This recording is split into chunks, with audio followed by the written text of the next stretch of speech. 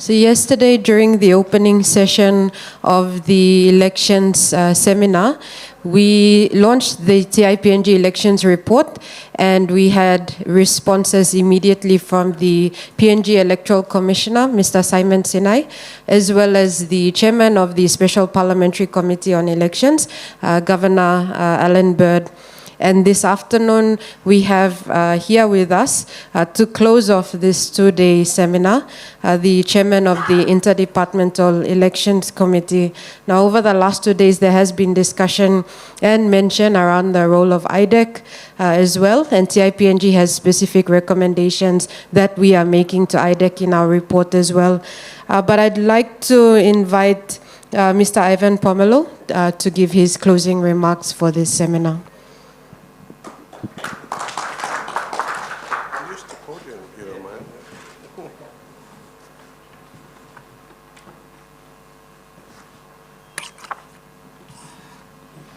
Thank you very much, Ariane.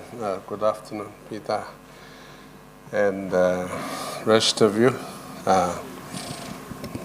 Thank you for joining the team over the course of the last day and a bit. I wasn't able to join you, I'm sorry, until now, and I'll leave immediately after this. If you would permit me just to speak through a few notes that I have before me, which I think is important. What I want to do is just firstly reflect on some of the key undertakings that our government and our Prime Minister has made in relation to the elections, but to also offer some thoughts for our consideration as part of my own reflections, having done the job of chairing the Inter Departmental Election Committee. That's how I wanted to try and do this in the context of closing this important seminar. The seminar obviously is very timely, and I'm sure that all who have spoken before me have highlighted a lot of key issues that has taken place in the context of preparing for an election, conducting one, and the aftermath of the elections. And I'm sure a lot of people have offered thoughts on how we must improve. The Prime Minister, in his inaugural address to the 11th Parliament, noted that the 2022 election has demonstrated the need for substantial reform. He made it very clear that the work of reforming our electoral process and the systems must begin now. And in his own words, he said, maintaining the status quo is no longer an option. And that is why the Prime Minister directed that we undertake an audit of the 2022 elections. We need to understand why even though we front-loaded, for instance, funding to the Electoral Commission, Police and Defense, and CS, that things went so wrong, and why so many people were not able to vote. This will extend to the full financial audit of the election process. The Prime Minister has made it very clear that he wants to see that every single toya that was supposedly spent on the elections must be fully accounted for. So in undertaking to review the 2022 national elections, we must be prepared firstly to acknowledge where the mistakes were made and where systems and processes can be improved. We must be forward-looking and use the lessons learned to form the basis for electoral reforms so that in the future we can ensure that every single eligible person is able to vote without fear or intimidation.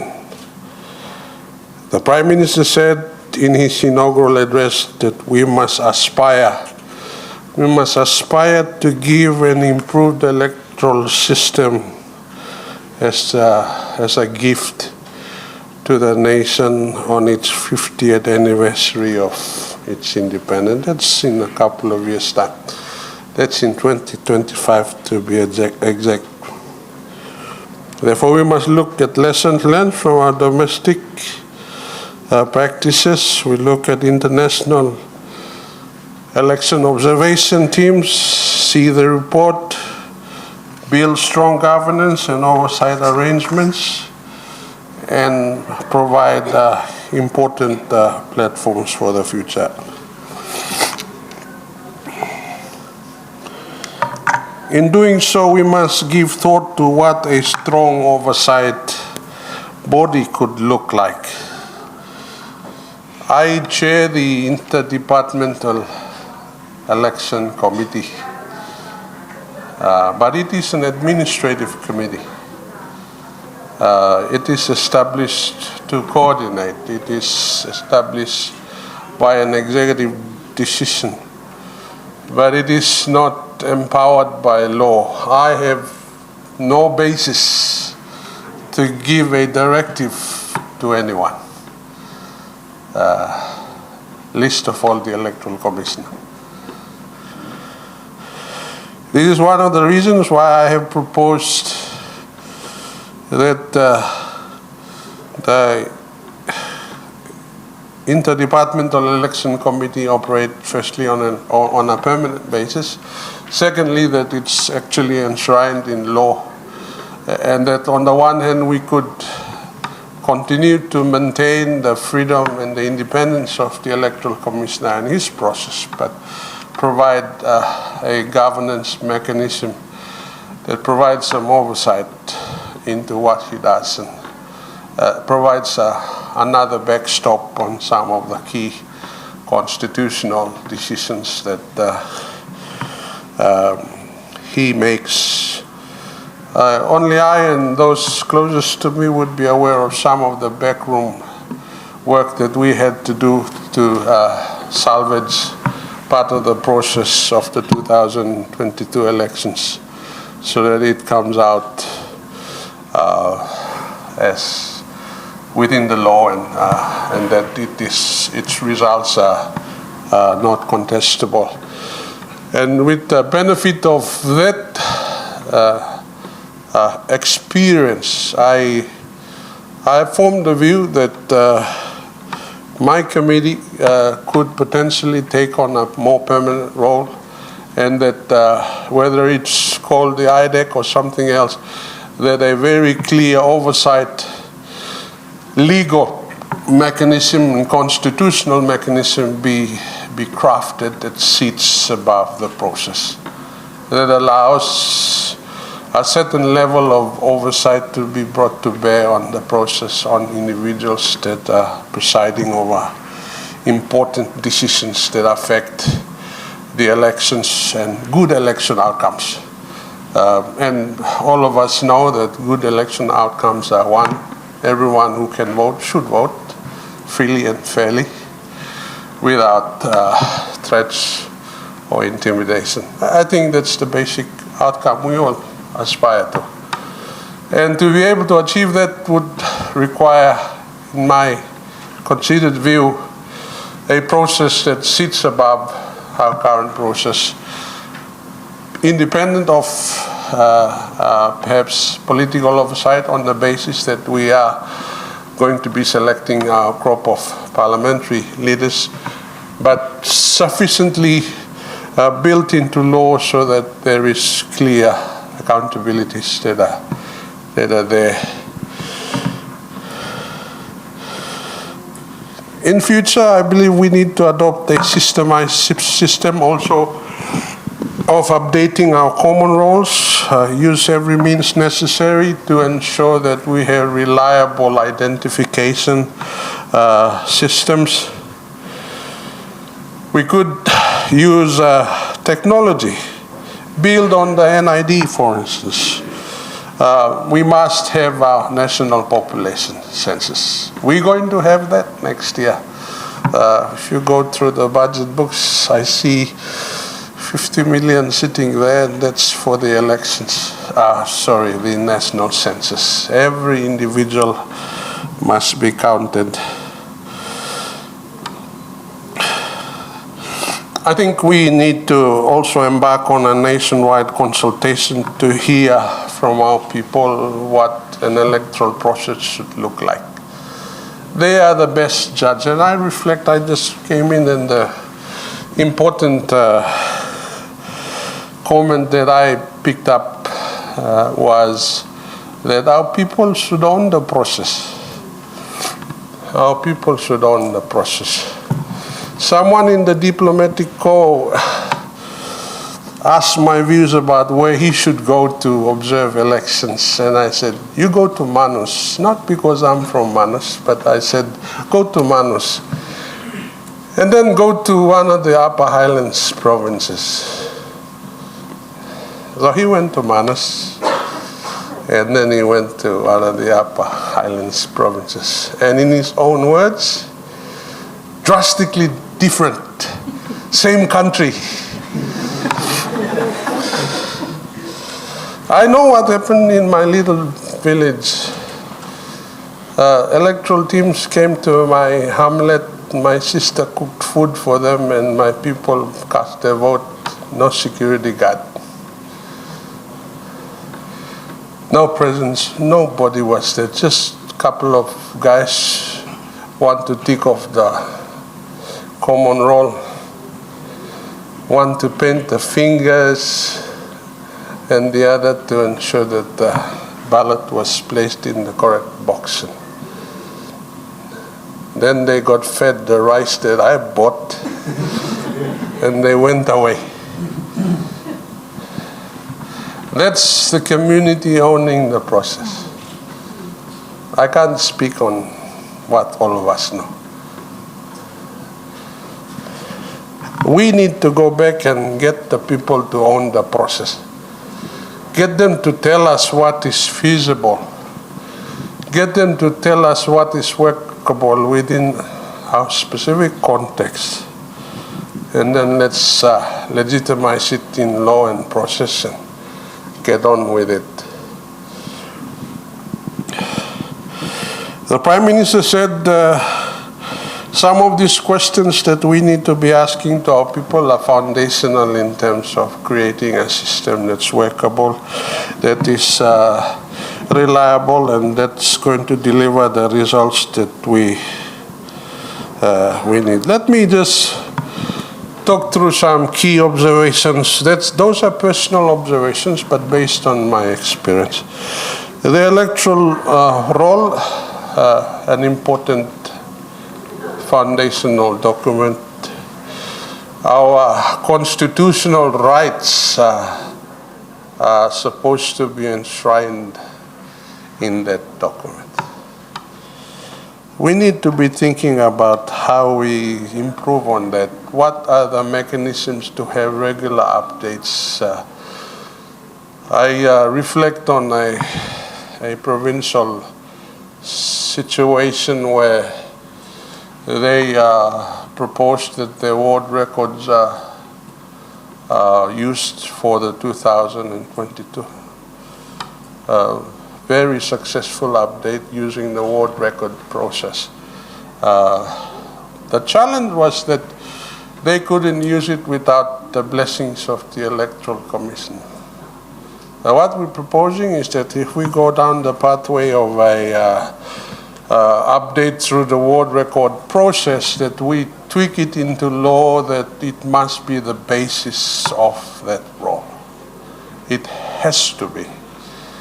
If that's not the one, then let's look at another option. But we need to be able to go back to the baseline and build a role from that point up.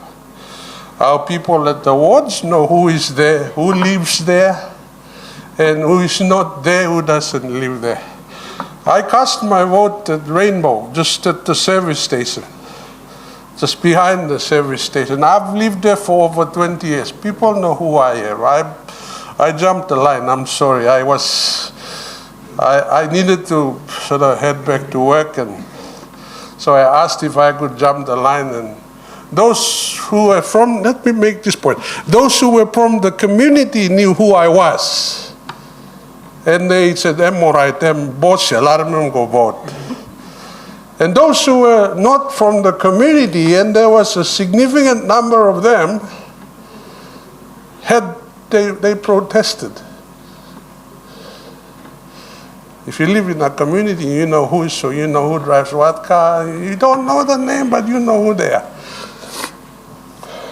When I drove past, no disrespect to whoever was the candidate in that election, when I drove past that morning, parked the car, I got out. I did not recognize a significant number of people at my voting booth. We need to build a system that is able to capture everyone, but is verifiable, and that the community is going to help us enforce that. I should be able to front up at my voting booth at Rainbow in 2027 and ask the question, do you live here? Where is your house? Sometimes I'm tempted to do that. Wards know who lives in the area. They know best. Okay, some wards are a bit bigger and we can accept that, but usually within your circle of influence, you know who is who within your communities. You can pick out those who are aliens in your community. That's a given. What else? All I'm saying is that the bedrock of democracy is that we make sure our communities are part of the process. And if the role is going to deny that, then the basis of an election is taken away from us.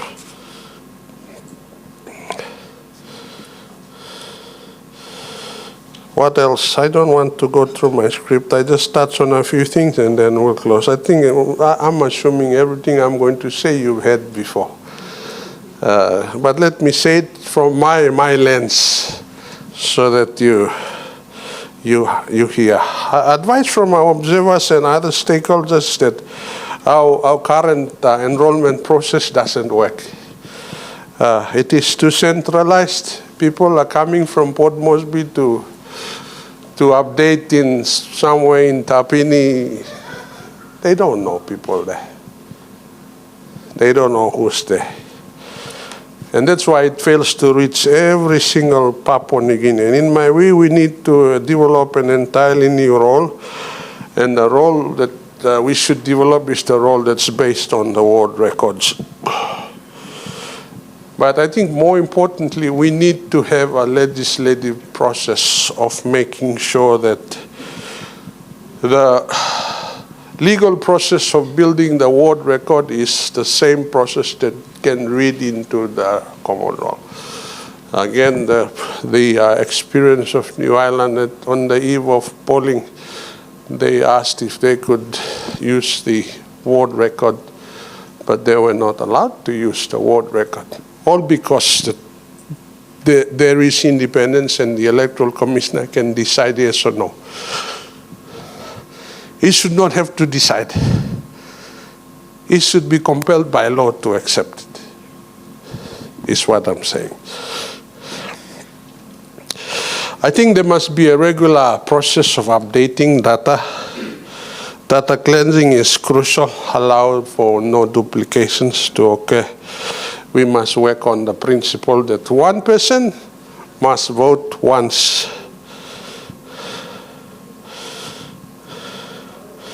I think we should look more closely at how we can leverage off the work of the National ID project, given the significant investment that he said. A lot of you have some misgivings about the process. I get that, but we've invested so much money. I'm told at least 1.5, maybe 2 million people are already enrolled in the NID system. And if it was able to do a complete coverage of all our citizens, the magnitude of the potentials that are there is incredible. Let me turn to the administrative and the planning process.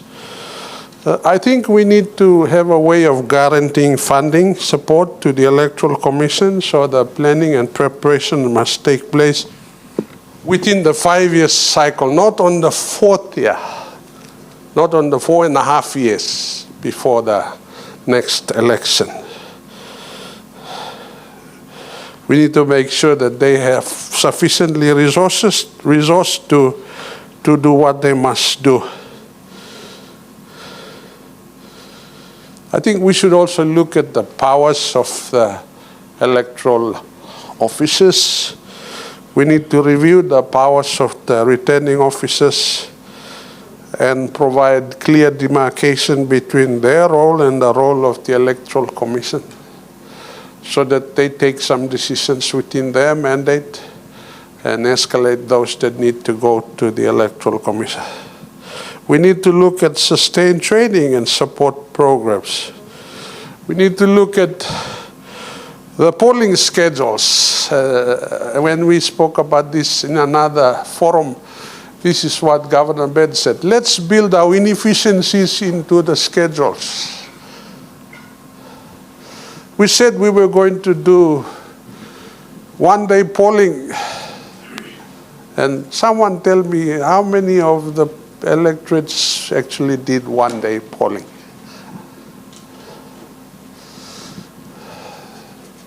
I am willing to bet you some money that those that were supposed to do one-day polling actually went over 2 days, 3 days, 4 days. Let's look at the schedules. Be realistic about it. Within the time frame as provided for in the Constitution, but be realistic about what you can do and what you can't do. In some of the islands provinces, for instance, we assume that the market will support our undertaking. Market meaning you'd have choppers, you'd have all the fuel you need for flying in and out. But that wasn't the case. Our market is fragile. It can't even support the electoral process. We need to build that into our planning. We need to build that into our planning. I think funding for security personnel must be quarantined and be separate as well. That's important. That allows them to engage in their own planning process within their own policies, and making sure that they're able to deploy when they're required, and that the troops are fully supported on the ground. I tend to training and support. You know why NCD was deferred a couple of days? Because the officials were not trained, as I understand. This is the city. Okay. This is the capital city. It embarrassed us greatly when we can't even do it well in the capital city, let alone the rural areas. We need to have a stock, in my view, a stock of fully trained volunteers who are available to be called upon, even if they are already working in some areas. The electoral process is a big enough constitutional process that would demand that even employers can second the staff back to the process We need to have a situation where, as and when we need personnel to be deployed, they are ready to go.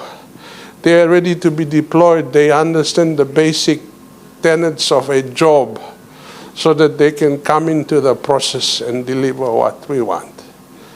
When we don't do that, when we do it ad hoc, it builds in too many inefficiencies and uncertainty into the process. And that affects the results. And I remember thinking hard to myself, how are we going to salvage a possible constitutional crisis as I began to observe us coming into the tail end of the period within which we must return writs. I went to the radios and said, whatever you do, we have to deliver by this date. Only the lawyers will tell us whether we breached the Constitution or not. But for the moment, we don't want to ask that question. But it's there, glaring in our faces. If we're going to have it in our Constitution, might as well comply. Not to leave it for those who are in dispute to take it up and answer the constitutional questions for us. We must be prepared to be compliant in all our actions. And that includes making sure that our efficiencies are such that we are not eating into constitutional time. That brings our own uncertainties to bear. And this is some of the backroom work that we've had to do to try and salvage some of these processes. But that's only because the planning and the execution wasn't done right that we have to ask those questions. What else do I want to talk about? I think finally there are important structural reforms that we need to be thinking about.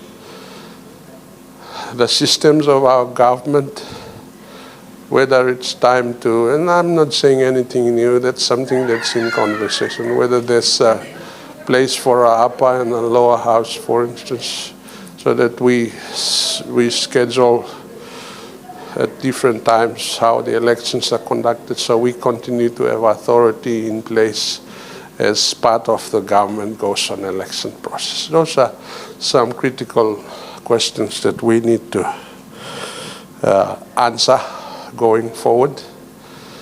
But we've embraced it at IDEC. IDEC is continuing to meet.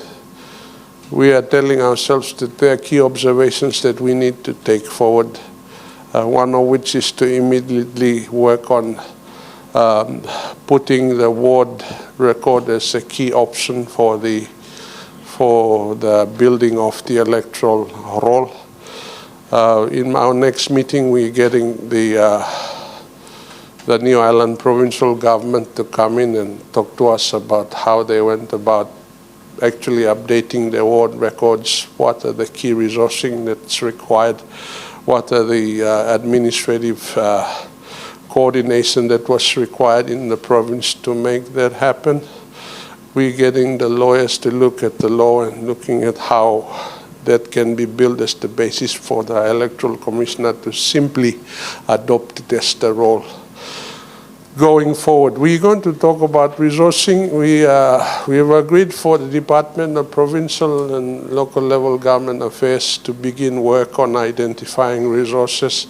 There is some commitment at government levels, administrative levels to resource the process so that we will deploy training and personnel to other provinces to begin the process of updating the ward records, coordinating at LLG and council levels, and getting the provinces to be more responsible to actually do that update. Once we get the baseline sorted out, then we hope then to go into the law and tweak it so that we immediately make that update as the basis for the common roll.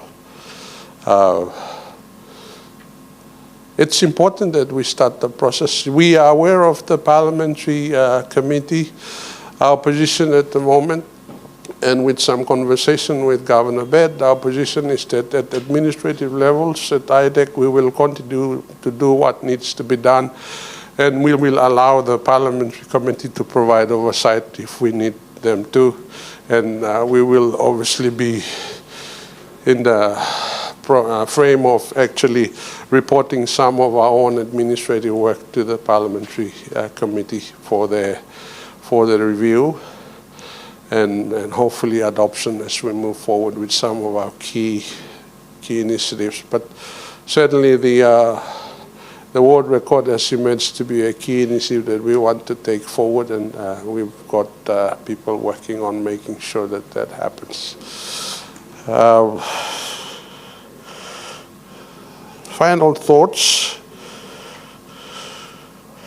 The bedrock of democracy in any context is the enfranchisement of our people. This can only be achieved by ensuring that we have in place a fit-for-purpose electoral system that is customized to our unique national circumstances. And we are unique. We are unique in more than one sense. Things that are doable in other contexts may not apply to us, but there are things that we can do. In early 2023, IDEC will hold a National Elections Summit where we will hear from stakeholders, TIPNG include observers, members of civil society. And these views will help us deal with the complexity of issues that need to be considered. And over the course of 2023, we will embark on a substantial reform process which will ensure that the 2027 election is a more successful, fair, and democratic process. So thank you once again for having me here. I hope I have not bored you to death for repeating some of the things, but I think if there's anything I wanted to leave behind, it is this. At administrative levels, we are taking some actions immediately, and we found that the role is an important one. We are starting with that, and then we'll look at other things that are important. Thank you very much.